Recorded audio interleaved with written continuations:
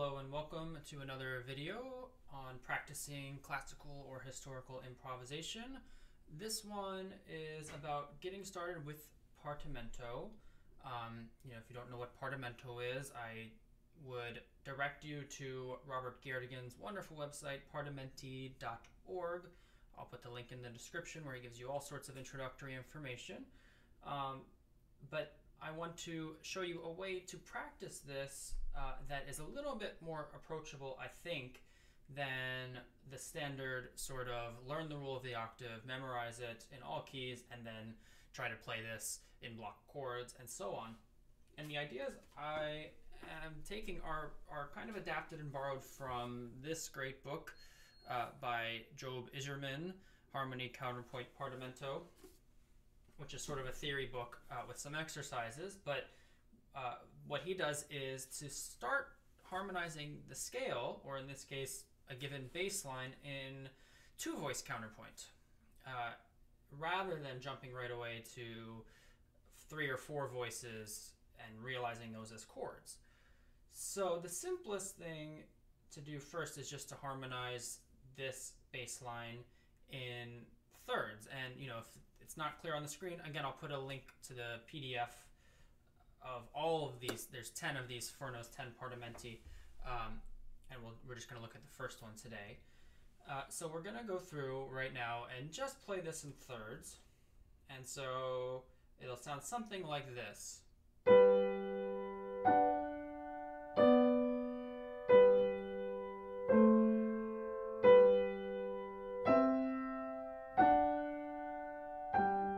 Stop there for a second. First of all, of course, this isn't the best counterpoint ever. If you've taken a counterpoint or theory class, you'll realize that, well, we don't want to just do thirds all the time. Well, that's okay. This is a stepping stone, right? Eventually, we're going to mix different intervals, but this is a stepping stone. And notice where I stopped, I went to G in the right hand because of the leading tone. So here's one exception where I'm going to go to that octave. If you miss that, don't worry about it. Just start with these thirds. If you do this, that's fine too. But we'll start with the thirds and resolve leading tones. So let's go through it again and see. I'll put the metronome on. Let's go through it together, and maybe we'll stop if we come across any other problems. Okay, so hopefully you can hear that. And that's set to quarter note equals 50. Let's bring it down a little bit just as you're getting started with this. So harmonizing in thirds, let's go all the way through. So 3, 4.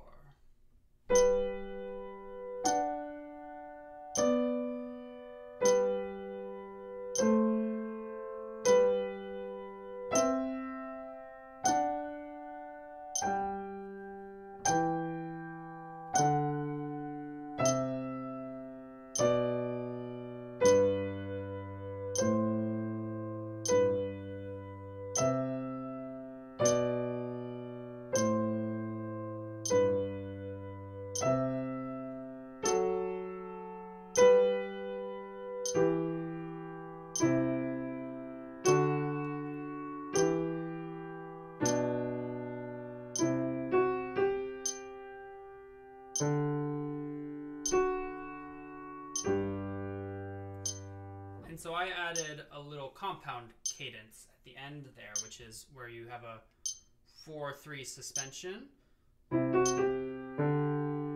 the 5th scale degree. So you might do that, or you might just do. So maybe that's really difficult for you. I don't know where everybody's starting from, but if that is really difficult for you, I would pause it. And you can do all sorts of things to get used to this. Certainly you should know how to play the scale in thirds, but then you might break this up. Do it 2 measures at a time, and then 2 measures at a time, and 2 measures at a time, and just be really, really comfortable with that. But if you are good with that, then let's go onward. So now you might add notes in between, connections between each note in the right hand. I mean, you could do this with the left hand too, why not? maybe I'll do some of that. But let's start simple. So instead of one note in the right hand for one note in the left hand, we're going to do 1 to 1. So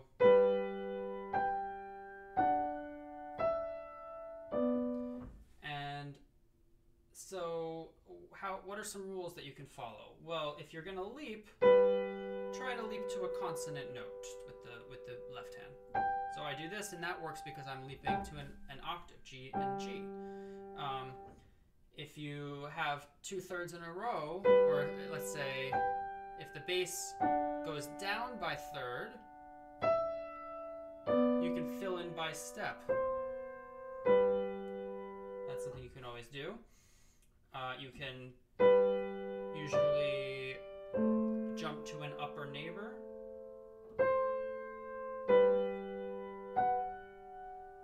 So that was dissonant right there when I jumped to an F sharp, but because I stepped down, it kind of works. So let's give that a try. So just eighth notes basically. So we're going to put that metronome back on. Let's go even a little slower. I'll put it to quarter note equals 30. Da, da, right? And let's give that a try now. So right hand has eighth notes, left hand sticks to the prescribed rhythm. I don't know, maybe I'll throw a few what we call bass diminutions in there as well. So here we go. 2, 3, 4.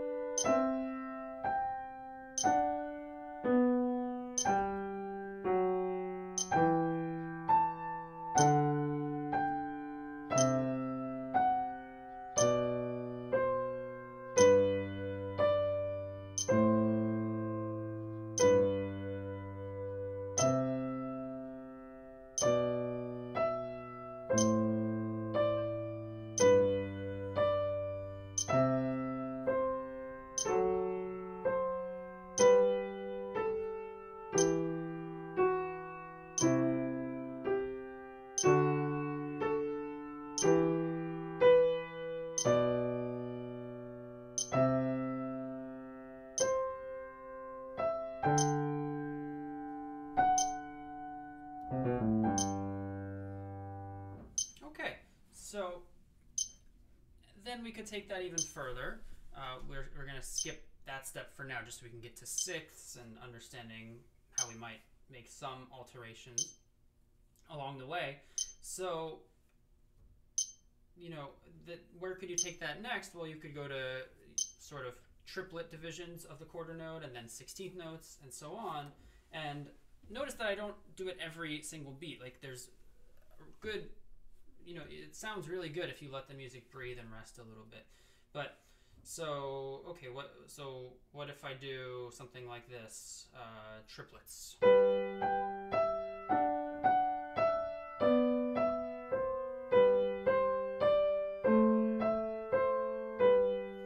then what if I do 16th notes?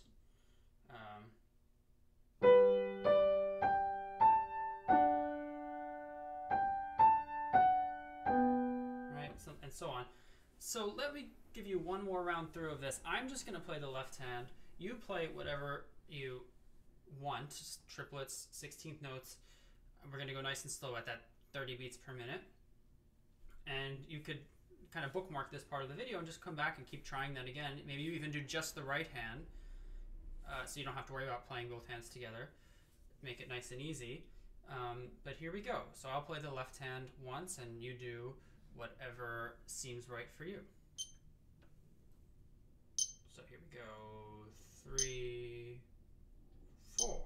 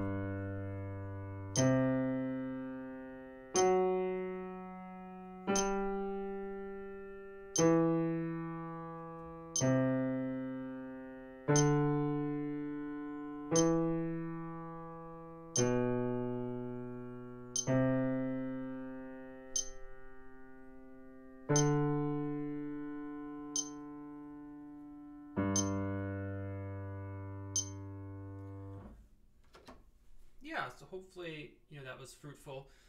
So as you do this, there's plenty of time to learn the rules and get hyper analytical about it, but the sort of guiding principle of these Neapolitan conservatories where this stuff was taught was to learn by doing, and that's what made it so effective, is how hands-on it was. So I would say just do it. Use your ears to guide you. If something doesn't sound right, well, see if you can figure out why, but just do it, and do it a lot, and get really, really comfortable with that.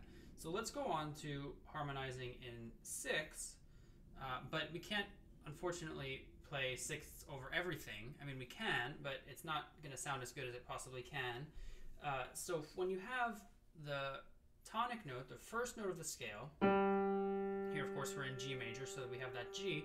You're probably going to want to harmonize that with a fifth. You could also do an octave, but let's say mostly we're going to do fifths for now. The same thing is true when you go to the fifth note of the scale. So I have that D. Anytime you see a D, you're going to want to play the fifth. You're going to want to play an A over it. And then all the other notes, we can really play sixths. It'll work. There are some other alternatives, but it will work. So let's try that. So let's just put our metronome back onto 40 and just note against note, sort of first species counterpoint, if you know that. We will play sixths and fifths over the left hand bass. So here we go. Starting, you're going to probably want to start with a D in the right hand. So 1, 2, 3, 4.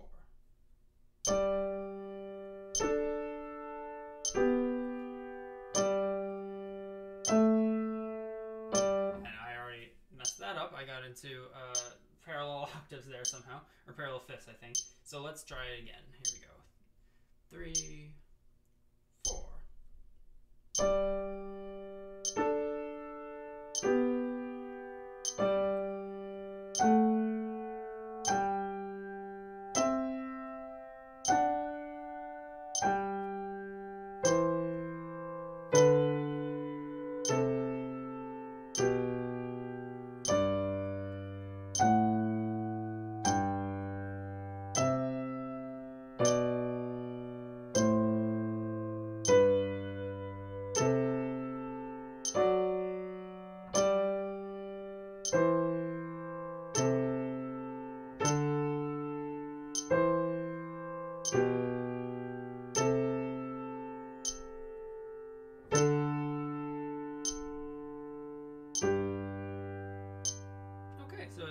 For some pretty good counterpoint overall. So we can do the same thing. This time I'm going to do triplet diminution. So I'm going to try, this isn't something I've actually practiced a lot of, so with this particular partimento, so this will be interesting to see if it works or not. Let's bring our metronome up a little bit. So now I'm going to put it to the subdivision. So I'm going to put it on 60, but it's going to be a really slow kind of triplet rhythm where I want to do this.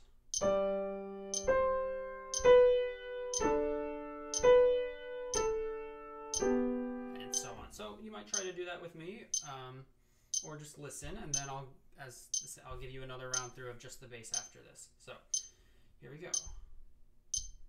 So 3 and 4 and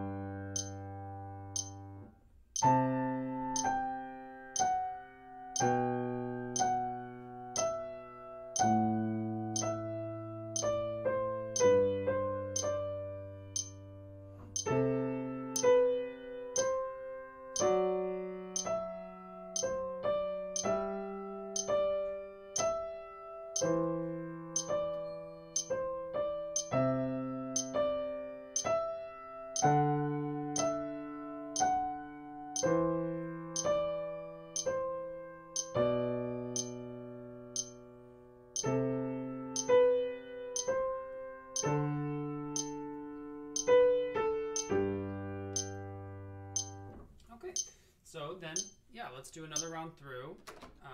We'll put it back to that slow 30 for the quarter note because I don't know what kind of divisions you're going to do on top, but I will just give you one more round through of the bass line, and then we'll talk about some ways that you can take this further and play around with it some more, maybe using these bass lines that I'm giving you here if you want to use that for practicing, or you could play it yourself. Either way works. So one more time through, just left. I'll just play the left hand, but you play whatever feels right for you right now. So here we go. 3, 4.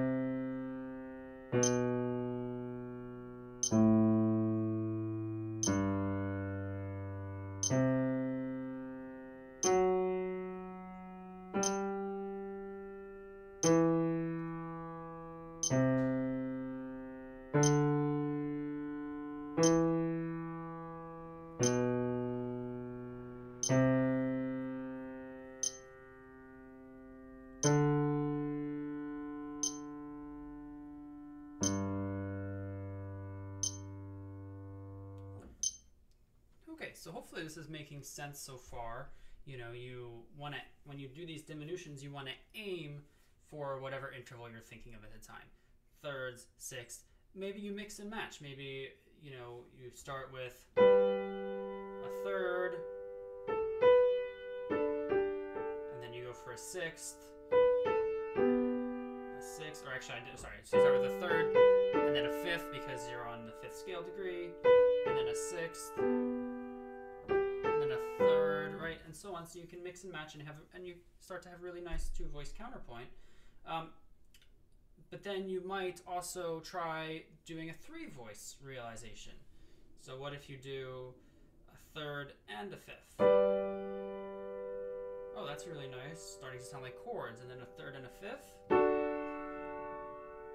And then a third and a sixth because we're not on the first to fifth scale degrees. And then a third and a fifth again. And if this doesn't make any sense for you, just keep drilling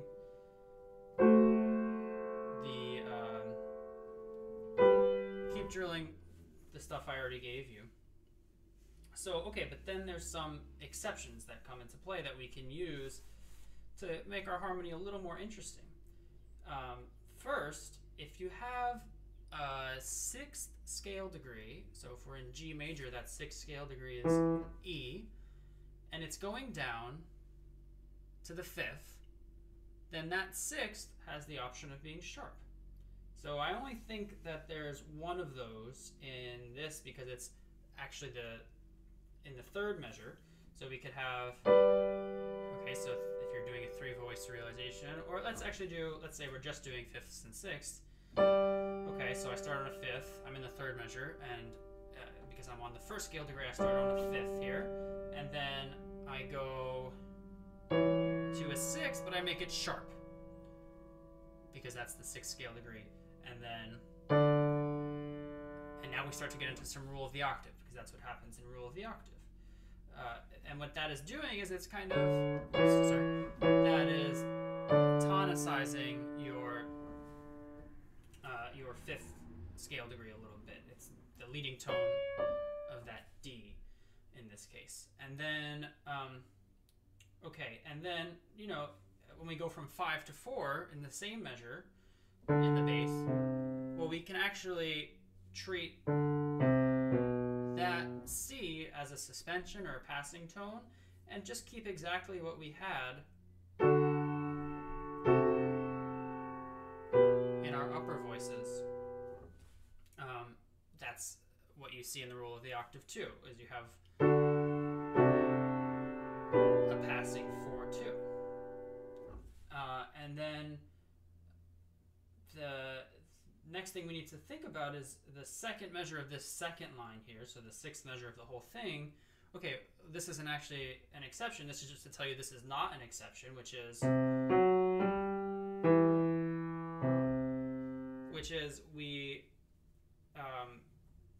have that sixth scale degree, but it's not going to 5, right? It's going down to 4, and so we don't need to do anything special with that. We just do it with our sixths and our thirds, just like we had been doing. So that's all you really need to know for this, to have some fun with it. So harmonizing with thirds and sixths, fifths and sixths, and then putting those together. And you might try like a 3-voice realization, but you might have some, if you go really slow, you might have some diminutions between your upper parts.